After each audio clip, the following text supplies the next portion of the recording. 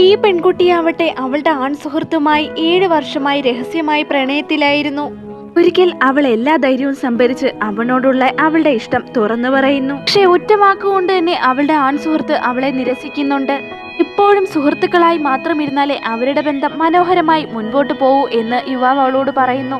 ഒരിക്കലും അവനിൽ നിന്ന് അങ്ങനെ ഒരു പ്രതികരണം ഉണ്ടാവുമെന്ന് അവൾ കരുതിയിരുന്നില്ല. അടുത്ത ദിവസം ആ യുവാവട്ടെ അവന്റെ പുതിയ ഗേൾ ഫ്രണ്ടുമായിട്ട് അവളുടെ മുൻപിലേക്ക് കടന്നു വരുന്നുണ്ട്. ഈ കാഴ്ച അവളെ വല്ലാതെ നിരാശപ്പെടുത്തുന്നു.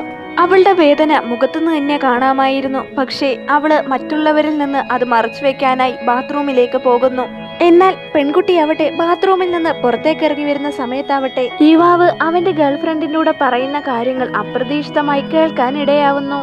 അവനും പെൺകുട്ടിയും തമ്മിൽ യാതൊരു ബന്ധവുമില്ലെന്നും അവർ വെറും ഒരു ഫ്രണ്ട്സ് മാത്രമാണെന്നും അവൻ ഗേൾഫ്രണ്ടിനെ പറഞ്ഞ് ബോധ്യപ്പെടുത്തുന്നുണ്ട്. പെൺകുട്ടിക്കാവട്ടെ ഇത് കേട്ടപ്പോൾ അവളെ പരിഹസിക്കുന്നത് പോലെയാണ് തോന്നിയത്. കാരണം അവൾ അവളുടെ ഇഷ്ടം തുറന്നു പറഞ്ഞ ആ രാത്രിയിലാവട്ടെ അവൻ ഒരു മടിയും കൂടാതെ ഒരു കൺട്രോളും ഇല്ലാതെ അവളെ കിസ് ചെയ്യുന്നുണ്ട്.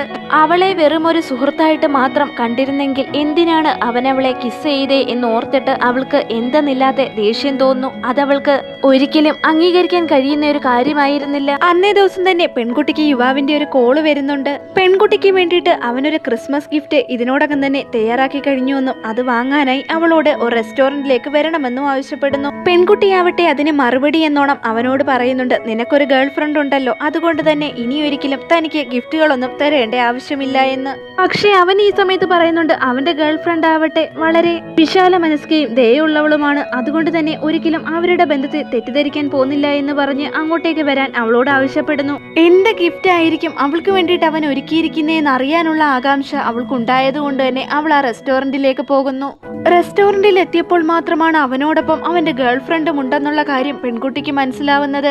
എന്നിരുന്നാലും അവൾ ആകാംക്ഷയോടെ തന്നെ ആ ഗിഫ്റ്റ് തുറന്നു നോക്കുന്നുണ്ട്. ആ സമയത്ത് അതിലൊരു നെക്ലേസ് ആണെന്ന് അവൾ കണ്ടെത്തുന്നു.